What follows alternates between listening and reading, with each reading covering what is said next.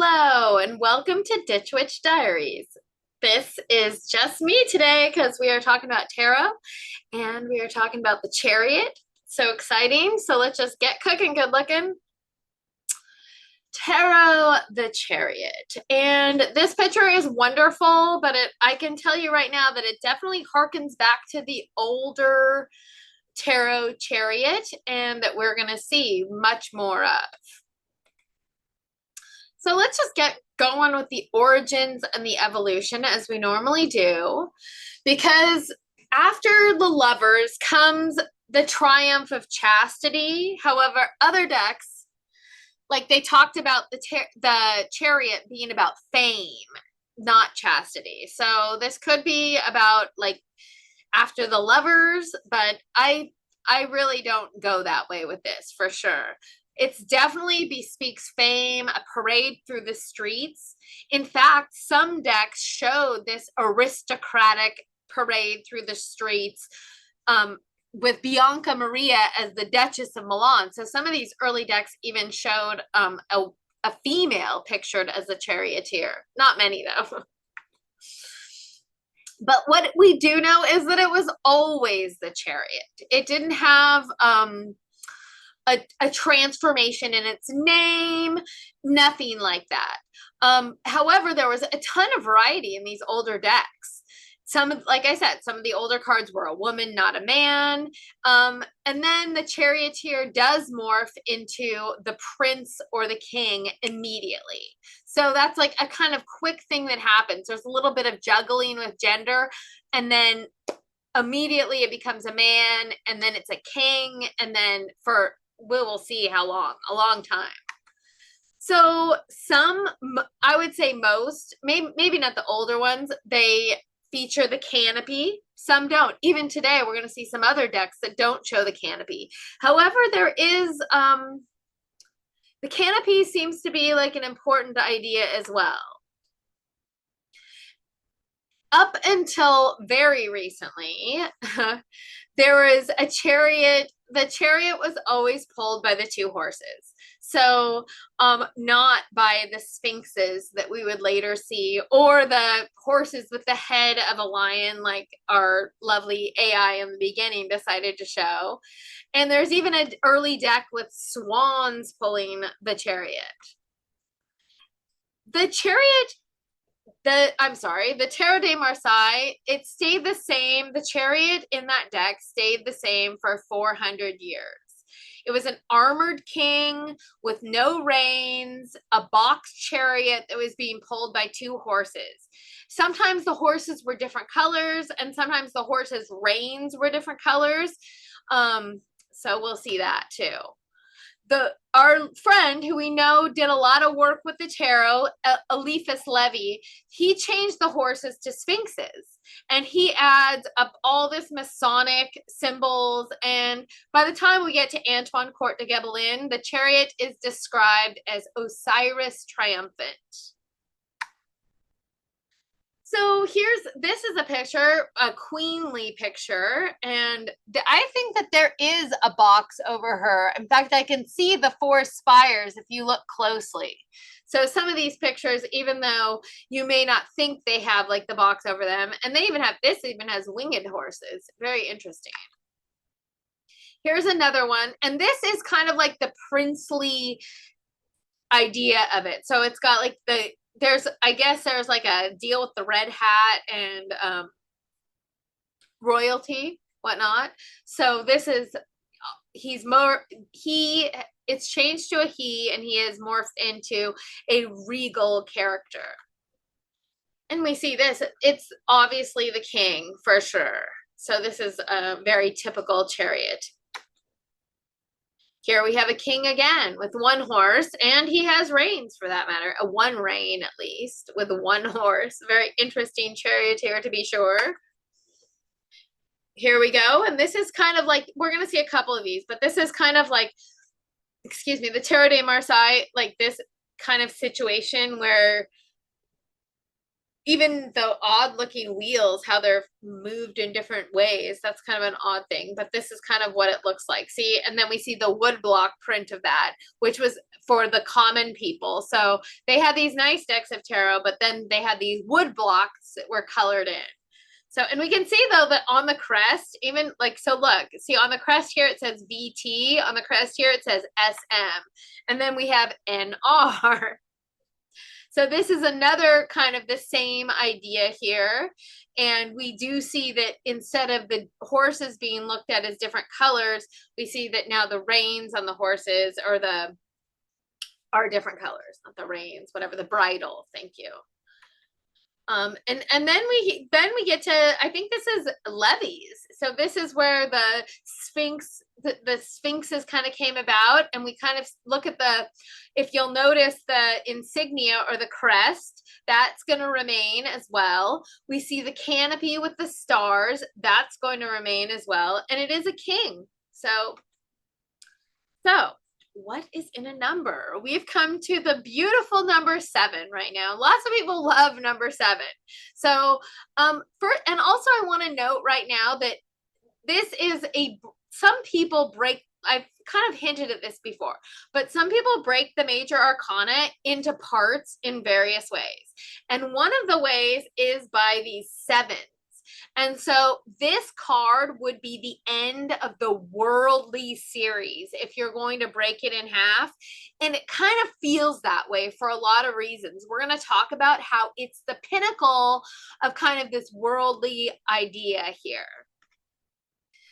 Okay, so 7 is a number of transformation and destiny, even a number of fate, perhaps.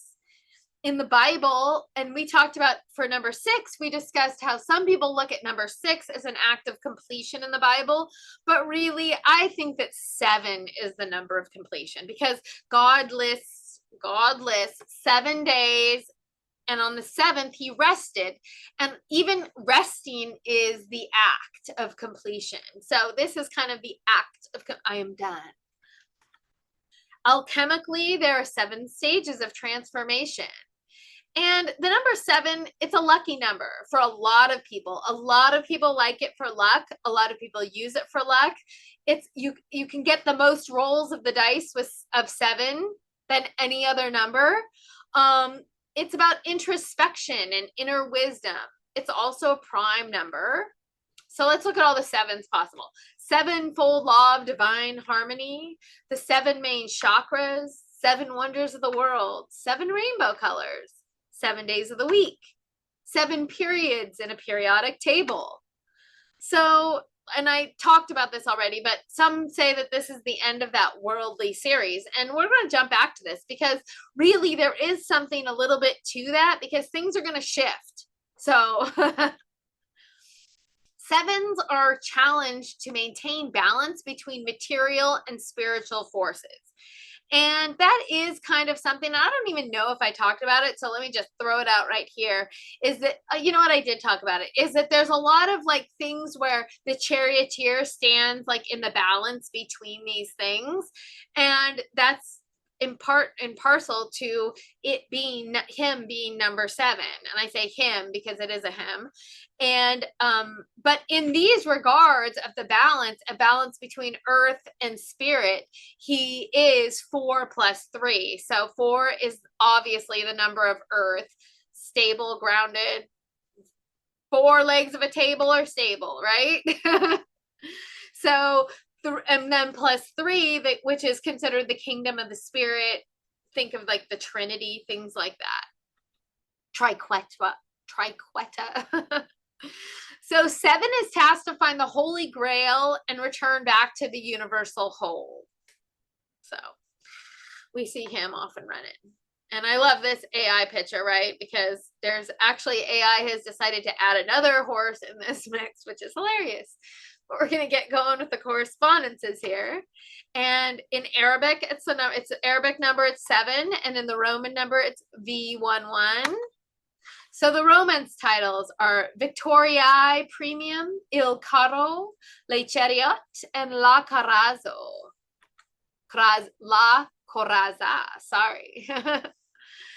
The Hermetic title is Children of the Power of the Waters and Lord of the Triumphant Light. And that's the picture there, is Lord of the Triumphant Light.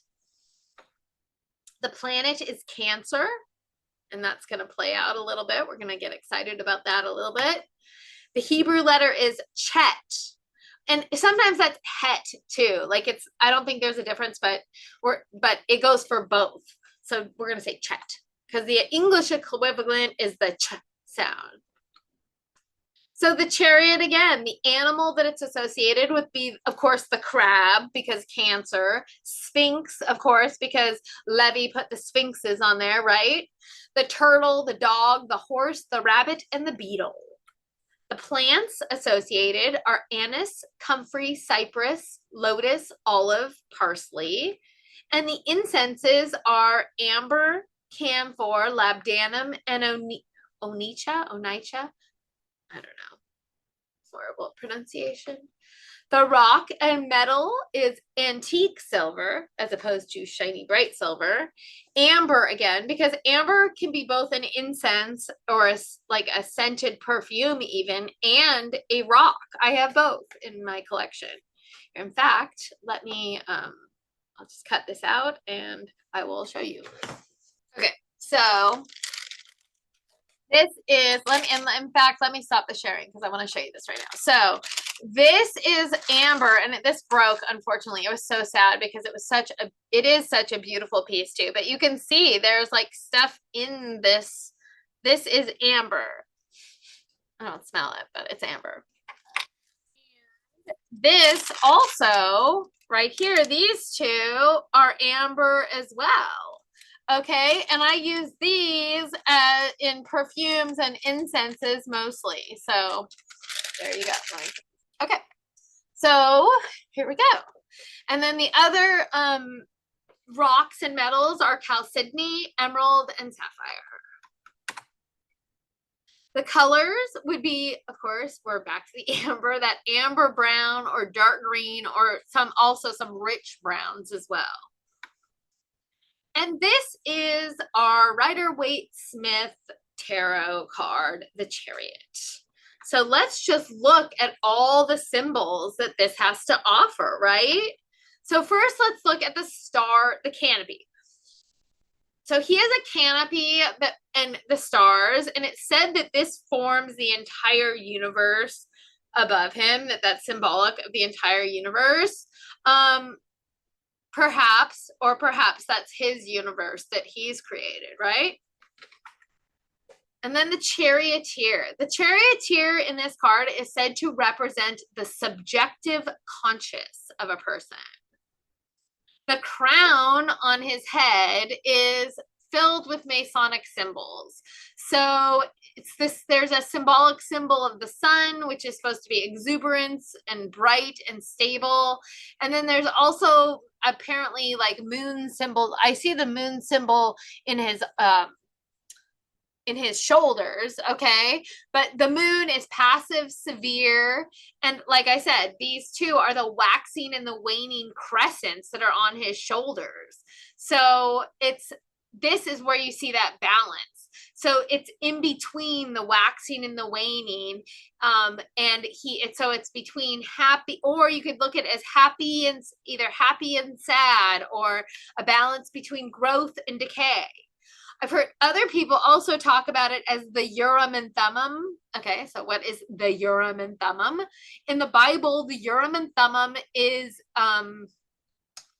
it was a way that high priest could speak with God through this Urim and Thummim. So it was a way to speak with God. Anyway, kind of a vehicle. So it is, the crown though is said to represent consciousness seeking to rule itself. So then we get to this wand, and this wand is really a call to the magician. This is, we don't see the bottom of it, but perhaps it also has one of the little flame looking things on the bottom there. And it's said to represent the manifestation of the will. So, okay. now we can look at this this figure, and from the previous, he's wearing a crown, and from the previous incarnations of the Chariot, we know that he's the king, right? So but this is the king with armor on, and his armor is representative of some things. So it's first of all, the shell of Cancer is like on the arms. We see that represents the shell of Cancer. Then we look at the breastplate, and the breastplate is said to represent Pisces. The skirt that he's wearing, the war skirt, is said to represent Scorpio and the deep waters of Scorpio. Remember though, he wears these on the outside of him. Okay, these are not inside his heart. These are worn like armor on the outside of him. So he's using these emotions and this waters and these deep waters as armor, whatever that brings up or means for you, right? So the square on the front of his breastplate, you see, is the square is represents the number 4 in Kabbalistic realms. So the Chariot. So this could also be, some people have heard them talk of this as being the chariot of Ezekiel's prophecy, called the Merkaba, that carries the knowable God. So, wow. We've really lifted up this charioteer here, if we are looking at this as the Merkaba. So, but what it is it's a gray throne, and it harkens to the emperor and to the columns of the Hierophant. Okay, so this is like this gray impartiality, right? I mean, think of it. He's got like the armor of water, and he sits on an impartial throne, never to be penetrated. The crest. So now we come to that crest, and we saw this crest in Levi's, right? So this crest changed, because remember from the old ones, it had like initials in it and whatnot. This one is very different. Okay, so the wing disc at the top that you see with the blue wings and the sun symbol. So this is that sun symbol represents the Egyptian sun god on the hawk wings of Horus, like that is present at the beginning of each day. It's also representative of lofty intellect. Very lofty intellect, very much so believing in your own self and your own intellect, and maybe too much, who knows.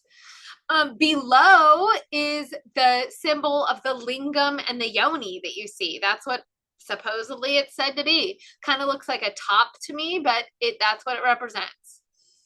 And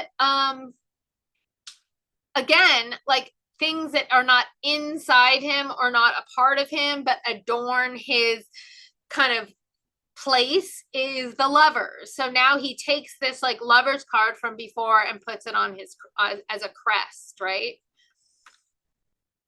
And then we have the sphinxes. So the actual word sphinx means to bind or to squeeze, which is very interesting, okay, considering that they are not bound by anything that we can see, right? But that's what it means. So, and in Oedipus's story, if we know anything about sphinxes, they show up a lot in ancient mythology.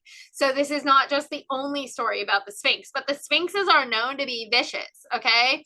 If you don't answer the riddle correctly, they kill you. So, right? So Oedipus finally answered the right answer. And the right answer was man. And the riddle was something like, what in the morning, what is on its knees in the morning, walks on 2 legs, like by midday, and in the evening walks with 3. Something like that. I don't have it in front of me, but the answer was man. And the idea was that like when he's young, he's crawling, and then when he's In midday, he's in the middle of your life, you're walking, and then by night you have a cane, you're an old man. So it was man, which is an interesting thing. So the riddle answer is man. So also we see this duality play out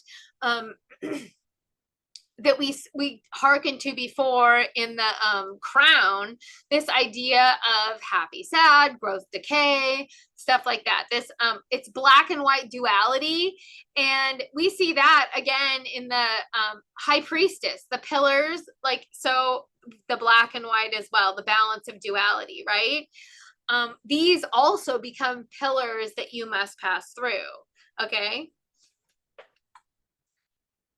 We do have to remember, though, what's going on, because behind him is, it's not like the open countryside or mountains, or it's the castle. It's the city walls. That's where this charioteer is the ruler, right? So let's look at this from the Jungian lens. Jung did say some things about this. So, whatever it's worth, you know, he didn't say much about the tarot, but he did say some things. And so, first of all, we could look at this. We already kind of talked about this, or we didn't talk about this, but we can look at this. This has been likened to a reference to Odysseus, right? A king on an endless journey to get home. So as king, he takes on a mediating function between man and God. And this Odysseus reference that he's coming home, that he's returning home. Perhaps, although I would have him running the other way, perhaps towards his castle. Maybe, we'll see. The man-beast connection. So this is another one that's very important, and it's because there's no reins. So he is controlling the sphinxes with his mind alone. The beast and the man have kind of fused together in one psychological body. Even for Jung, the 4 pillars of the canopy are said to represent the 4 Jungian functions of thinking, feeling, sensation, and intuition. So combined, all these pieces combined together, this becomes a mobile psychic structure, is what this is said to be. The whole group of this thing roll, but it's not rolling. So remember, we're not going home. We're not going much of anywhere. It's not. I'll tell you, you want to see a card that depicts action, look to the Knight of Swords. That horse is in action. And if they wanted to display the chariot in action, they would have. Okay, so maybe he's not going much of anywhere, just sitting around having accolades and being the center of attention, right? Commanding things with his head, right? So, in theory, it's mobile. Of course it's mobile, and a psychic structure for sure. But are we going anywhere? Nope, we aren't. So he's also impervious to matters of the heart. He's already like kind of jumped over that hurdle. And even then, a lot of those old lovers' arrows were pointed at the woman, right? So his canopy is said to block any more of Eros's arrows. Okay, right? But it doesn't even matter, because he's wearing all his feelings like an armor around him. He's wearing all the emotions on the outside. They're not inside him. He's got them outside in metal plates, right? Also, this Jung references this in, there's like some idea, because this is so much about the ego and about the persona.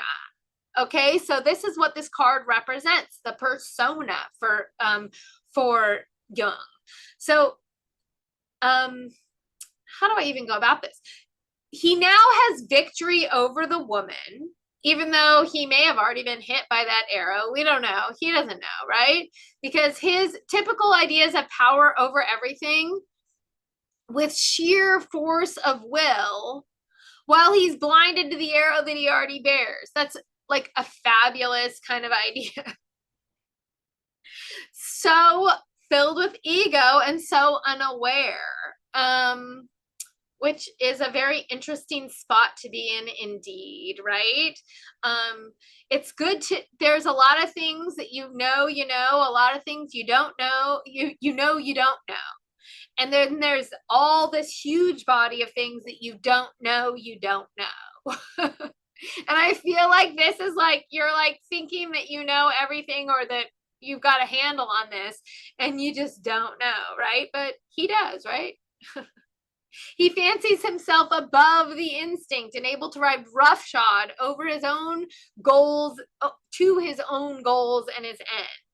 He's like, his mind is so like able to like control the world with his sheer force of will that he can just go to his own victorious end.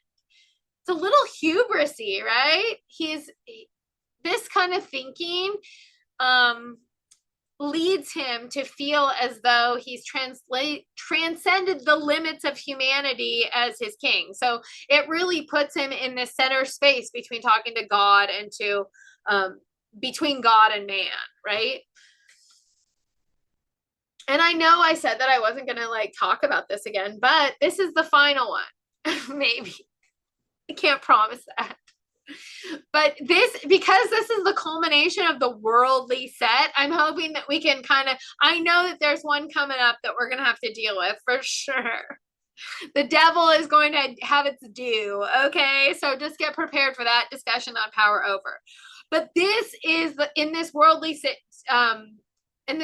series, it is the culmination, and it's the culmination of this idea of power over, right? So we're clearly not done with this. Yeah. So the triangle is now formed, and with the charioteer and the two sphinxes, and you can just see it in your head, right? That there's like this triangle going on, and who's at the pinnacle, right? It's him. It's the charioteer. This time, though, it is power over based on sheer will. It is the total and utter belief that you are at the top of this triangle. Like, as such, you're the victor, you're the winner, you're the commander. You don't even need reins because your will is so powerful that you are over everybody else. Okay? You're the winner. Victory. You are the top of the pyramid. Okay? It is, and I know I've talked about Foucault before, but we're going to talk about him again here. And I will just warn you, he is a horrible, horrible man, okay, in his private life. But he did have some interesting philosophies that we can kind of key into. So if you can get over that shittiness of who he is, then maybe we can talk about how he looked at power. Okay, because the style of power that Foucault described is just perfected in this card. So we don't need reins. You don't need reins to direct the Sphinx. You don't need a public hanging at the hand of a king. He doesn't need to do anything. All he has to do is use his gaze, right? His will. And the world self-disciplines. The world, his whole universe, him and everything in it, fall in line, lockstep behind him, below him, not behind him, even below, but we're going to see behind him as well in another thing. You're going to love this. So it's really the perfection of this power over trip. So this card claims mastery and power over self, but also, who is the self? The self is the king, and the king rules the kingdom. So it is power over everything. If he is well, the kingdom is well. Remember back to Parsifal. If he is sick, the kingdom is sick. And now he has power over everyone and everything, with his thoughts, with his gaze, with the idea of being watched, right? He has power over himself and everything in his kingdom. So with that, before we take a breath, Okay, and we're gonna look at the varieties, but the varieties are so rad this time, and they give so much more insight into exactly what I'm talking about. The first one is like literally, I like could have cried when I saw it. I was like, this can't even be real. So let's just get cooking, right? This, look, Tarot of the New Vision. And remember, that's the vision looking back, like from the back of the card. So if you turn the card over, what would it look from the back? Okay, I'll tell you what it would look like. It would look like people chained to the back of his car because he has power over everybody and everything. And he's so filled with ego and the accolades, and everybody's cheering around him as he sits, not moving, just sheer force of will, right? I love this one. It's so power over. Oh my gosh. I can't stand it. And it so harkens to that, to the, what's it called? To the devil card, the devil, evil, devil card again. So the Herb Crafter's Tarot is the cedar, right? The chariot is the cedar. And you know what?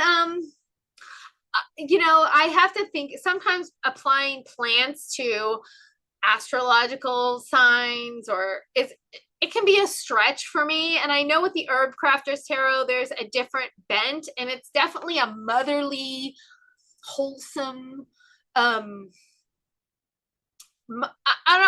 lack of a better word, Mother Earth type of card set. And so there's a lot of like hope and a lot of like describing a different sort of power, right? And this Herb Crafter's Tarot wants to live in a different sort of power, which I commend her for. I commend it. I want to live in that power too. Unfortunately, our world just isn't like that normally, but she has taken that triangular power structure and she's like flipped it on its head, and you see the circle. So rad. I love you. And this is the badass chariot that we see in the modern witch tarot, and doesn't change much except for we lose the canopy and we get a motorcycle. So I don't know if she's propelling this by her force of will, or I should say their force of will. But there we go. We still have the sphinxes.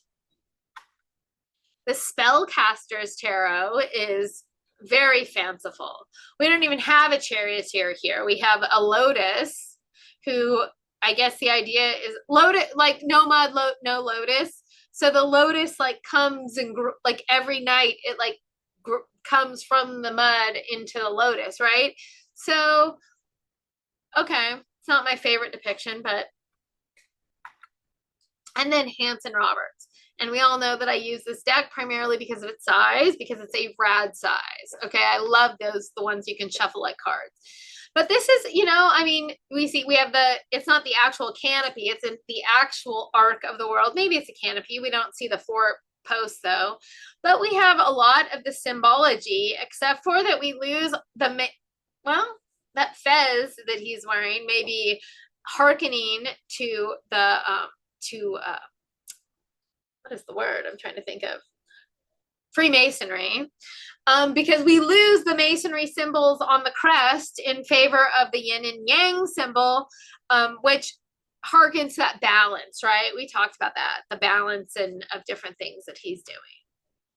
So let's just put it all together, okay?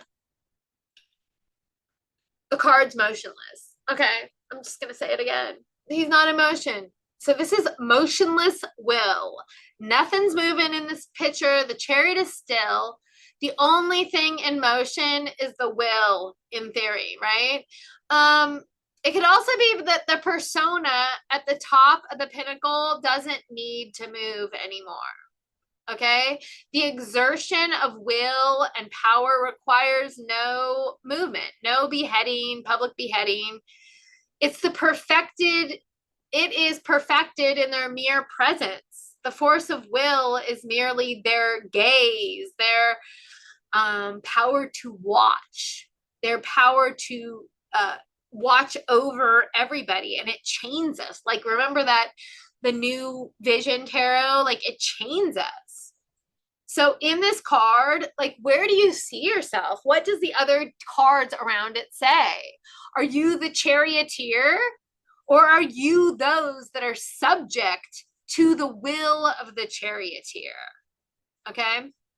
If the rest of the cards put you in the position of the charioteer, though, this is a great card of victory, right? You're going to be in power over. You're going to be the king of the castle, the CEO, the head of the group that's triangular shaped. Okay, you are the victor. This is also, though, we have to be careful. This is a card, major ego card. The charioteer is enclosed. It's blocked from experiences. It doesn't interact with people. It doesn't interact with the kingdom. It doesn't even interact with the feelings, right? The astrological water signs, right? There's a barrier between the charioteer and feeling. Feelings are like armor. They're metal that he puts on, wields. Okay, so the one thing that this guy has, though, is his ego, his persona. Okay, so do you need to summon that sort of ego? Is your ego a help or a hindrance in this situation? You may be asked to use the control and mastery of your ego and will. So this card may be asking you to ego up, right? To start using the power of your will. Depending on the cards, it could also be speak to will kind of over everything and ego. This is also a mature masculine power. Okay, so the Emperor, it came straight off the Lover's card. Okay, both his power and his sex are subordinate to his will. If the Emperor and the Hierophant are the who, the Lovers, along with the kingdom that the Hierophant that the Emperor rules, and the church that the Hierophant is over, are the what. The Chariot is the how of Western masculinity. Where is this Western masculine power showing up for you?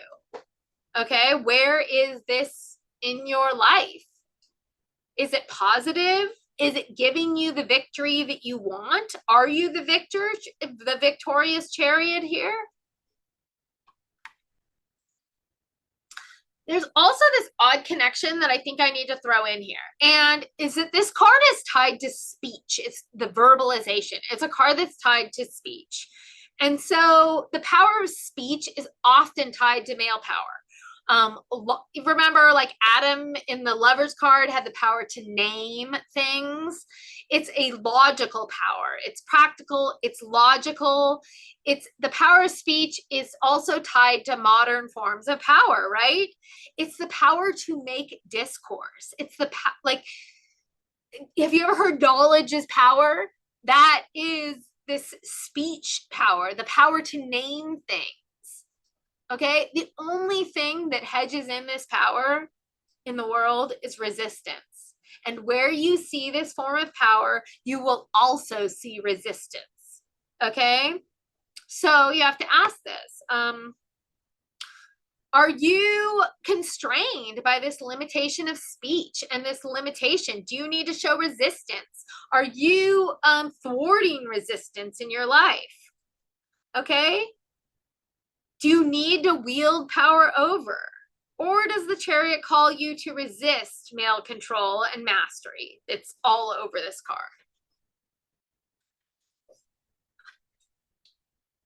So, what happens when we reverse this card and we pull it reversed? Well, how I look at reversals is that all of that I just said is happening inside you, but not outside you.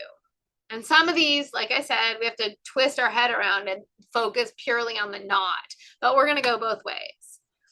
So if you get this reversed, so you have inner mastery and control. You're the king of your own kingdom. In the most,